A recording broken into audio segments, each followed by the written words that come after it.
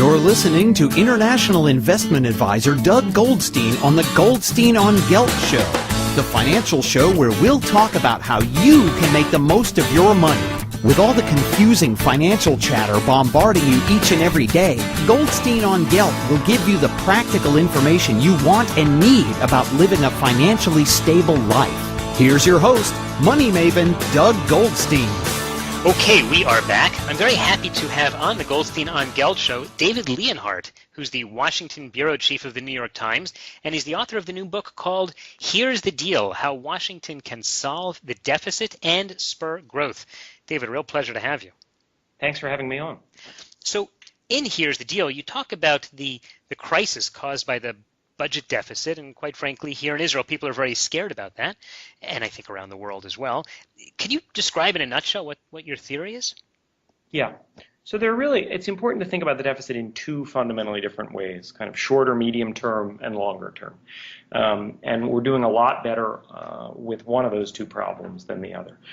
We've actually made an enormous amount of progress here in the United States on the short and medium term deficit through a series of deals. Neither side has gotten exactly what they wanted, but through a series of deals over the last couple of years, the federal government has cut spending pretty substantially and increased taxes on relatively affluent households. And so what that means is we're now on pace to get the deficit below 3% of gross domestic product, which is a sort of useful rule of thumb for what economists consider as healthy, within about 2 years. Our problem in the short term is not so much the deficit as it is unemployment and the health of the economy. Long term, however, we have not gotten our deficit anywhere near under control, mostly because of healthcare spending. We are an aging society, and healthcare is getting ever more expensive. And what I particularly worry about is we are also not spending money now on the kinds of things that might lead to economic growth later.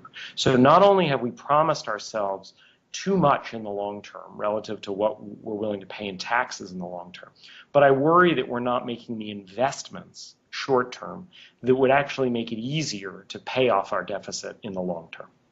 So you're saying that the government has lowered spending in the near term, but is not helping over the long term. At what point does it turn sour? Well, we don't exactly know, but if you look at the projections, by the end of the decade, within 10 years, we start to see deficits rising again because we have more baby boomers retiring. And crucially, it's not just that they're retiring. It's not mostly Social Security. It's mostly Medicare. It's mostly the fact that we have more people entering a healthcare program, and we have a fabulously inefficient, expensive healthcare system in this country. I mean, the United States, it's remarkable.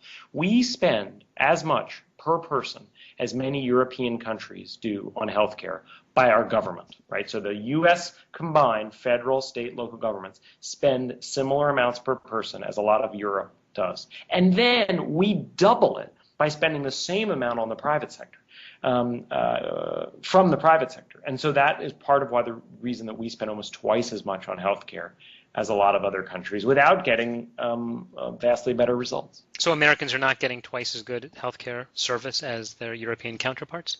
We're not. In some areas, we're clearly the world leader. I mean, I think for a lot of forms of cancer, you'd want to be treated here rather than anywhere else in the world. So it's not like we've got a terrible healthcare system. But given how much more we spend than every other country, we certainly have an inefficient one. And there are other things we're worse at. We're worse at treating certain chronic diseases. We seem to have higher rates of errors, medical errors, than some other countries. And so what I really worry about from a deficit standpoint is we aren't doing all that much to go after some of the spending that we know doesn't lead to future economic growth. We haven't done very much about Social Security or Medicare spending in the last couple of years. We've instead cut everything else the government does. And everything else includes things like infrastructure. It includes things like basic scientific research. It includes things like education. And those are the things that can lift economic growth in the long run, that historically have lifted economic growth in the long run. And so I worry that one problem with our deficit strategy is that there are certain ways, strange as it sounds, that we're not spending enough money now to make it easier to pay off our deficit later. Would the government cutting spending on medical care be simply impossible because the voters wouldn't allow it? Well, I think a straight-out cut would be impossible, but there should be ways to reduce the rate of growth. And if you want to look optimistically at the situation in the United States, we've had a real slowdown in healthcare spending over the last 2 years. Now, most of that appears to be the fact that our economy is weak. And when your economy is weak, not only do people go out to eat less, not only do they drive less, but they also go to the doctor less. They look for ways to cut back. And so some portion of the slowdown in healthcare spending over the last couple of years is ephemeral. But experts think that some of it is real, and that what we've seen over the last couple of years is a much more intensive effort by insurance companies, by doctors, by nurses, by hospital systems, at least some of them, to cut down on some of their waste. And so if some of the slowdown in healthcare spending is real over the last couple of years, then we will be able to make much more progress than the official forecasts show on that long-term deficit. Okay. We are talking with David Leonhardt, who is the Washington bureau chief of the New York Times. He is also a Pulitzer Prize winning writer and recently came out with an ebook called Here's the Deal, How Washington Can Solve the Deficit and Spur Growth. We've been talking for a few minutes about how medical expenses in the United States have really caused a lot of deficit problems. David, in the book, you talked a little bit about where you kind of put a little bit of the blame on the voters themselves, as opposed to many people out there who like to blame either the government or the left or the right. How do you see the voters are responsible for this? Well, it's very easy to blame politicians, right? That why can't those people just go to Washington and agree and stop their partisan bickering and come up with a sensible solution? And the politicians do deserve some blame. There are ways in which they mislead. There are ways in which they don't show leadership and try to explain to people the problem. But I think most of all, politicians are responding rationally to their own market. Their own market are the voters.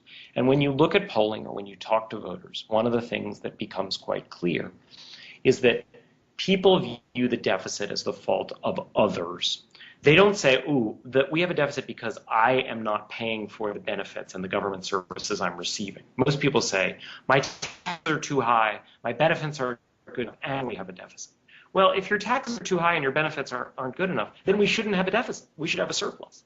And so it is very hard for politicians to go out and to campaign on raising taxes for anyone but the high end. And even when the Democrats have campaigned on raising taxes for the high end, the Republicans have attacked them.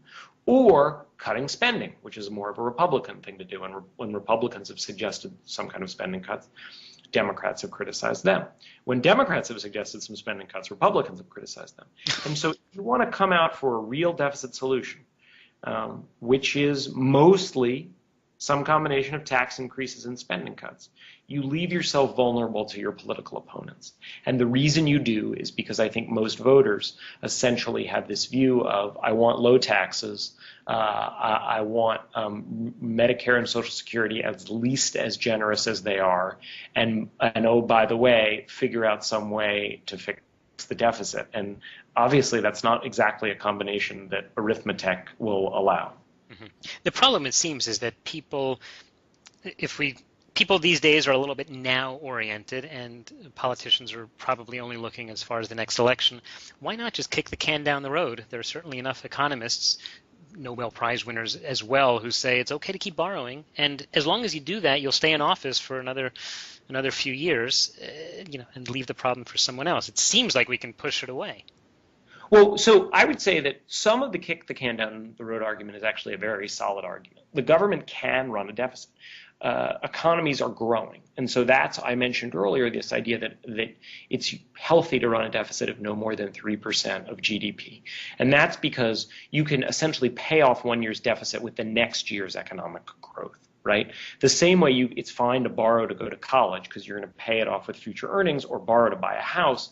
It's fine for the federal government to borrow. The federal government does not need to, over a long period of time, avoid deficits. It just needs to avoid debts that are rising. And so I agree with that part of it. What worries me is that we're kicking the can down the road in exactly the wrong way, which is we aren't doing anything to restrain the real drivers of our deficit, or aren't doing much, Medicare, Social Security, above all.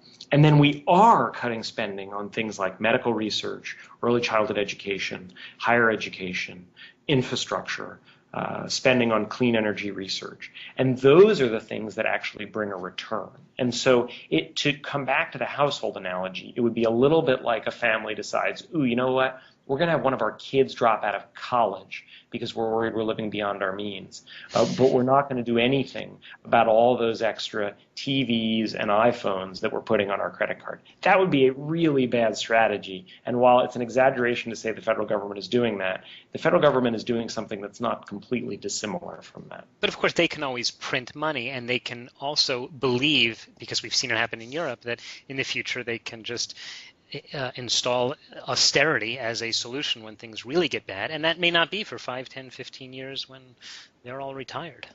Yeah, they can print money. The U.S. at least can. Greece and Ireland and some of these other countries can't so easily.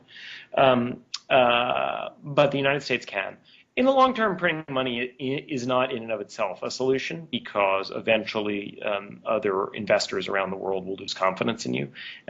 Money actually has to represent some kind of value. But in the short term, again, I mean, I don't view that we have a really serious deficit problem in the short term. I think in the short term, our bigger problems are much more unemployment and this question of whether we are making the investments necessary for future economic growth. The thing is, these kinds of investments I'm talking about, education, infrastructure, scientific research, they don't actually represent a huge share of our federal budget. I mean, they're often in the single digits in terms of percentage. Some of them do not even rise to a single percentage point of the federal budget, and yet they're also some of the areas that we've been cutting through the sequester, while leaving alone Medicare and Social Security. I sometimes wonder, we just had this sequester, this automatic series of cuts. I think there's an argument it would have been better for the economy to have this sequester apply to everything that it didn't apply to and nothing that it did apply to. Or just simply across the board, and then everyone learns to be a little more. There's so much inefficiency, it would seem, as you were pointing out, that if we brought in a management consultant team to just run the government for a little while, or like big companies do, they bring in these management consultants and they trim down all the fat. Wouldn't that be an appropriate solution here? I think there really is some fat in the federal government, and you could trim it out. I think part of the problem is through these rounds of cuts, we've forced a whole bunch of these departments to trim a lot of fat out, while then leaving these huge pools of money almost entirely untouched, Medicare and Social Security. And so I think if you're going to look for areas where there's more fat right now, you'd want to look for the areas that haven't yet taken much of a trim, which are these big benefit programs. I see, and that is the most politically volatile side. It is, because people see it as directly, and people think they've paid for their Medicare. And there's this fascinating series of charts from researchers at the Urban Institute that show that on average, no, most people haven't come close to paying for their Medicare. People will get something like $3 back for every dollar they put in over the course of their working lives. And yes, I know you have a sophisticated audience, so people will wonder, well, wait a second, is that taking into account inflation and returns on the investment? Yes, it's taking into account all those things. Yeah. It doesn't take into account, however, the people who move to Israel, because when you live in Israel, you're not. Once you retire here, you can't choose your Medicaid. No, that's right. Right. So there are people who pay in more than they get out, right? People who move to Israel, people who move to other countries, illegal immigrants, because they never get back the payroll taxes they pay. And obviously someone who works their whole life and then dies at age 66 isn't getting more than they put into Medicare. But the problem is that on average, many more people are getting more from Medicare than they put in. Yeah, and the problem is that people are just living too long. Yes. Well, I mean, it is worth remembering that it's not like I sometimes think that we go too far with some of this diagnosis of problems. We have real problems, but I think the two things worth remembering in the United States are, one, I don't see another country who has a better set of problems than the United States does.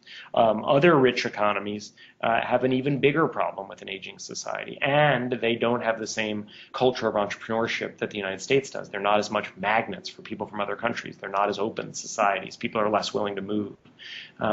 And places like China, which get a lot of attention right now, have huge problems. I mean, I was in China a couple of years ago, and one of the things that struck me was how much people in China talked about how they just want to figure out a way to start a Google or an Apple or a Facebook, missing the irony that it's hard to start a Facebook when your government bans Facebook. And so, on the one hand, the United States has real problems, but I'm not sure any other country has a better set of problems. And the other thing, to use your point, is life is better than it used to be. People live longer. There is vastly less discrimination in our society, whether religious discrimination, racial, gender, sexual orientation. If you want to make the argument that life is worse today than it was 30 or 40 years ago, yeah, no one's going to buy that. You can even begin to make that argument unless you're talking about white Protestant American men who didn't go to college, and they do not make up the majority of American society.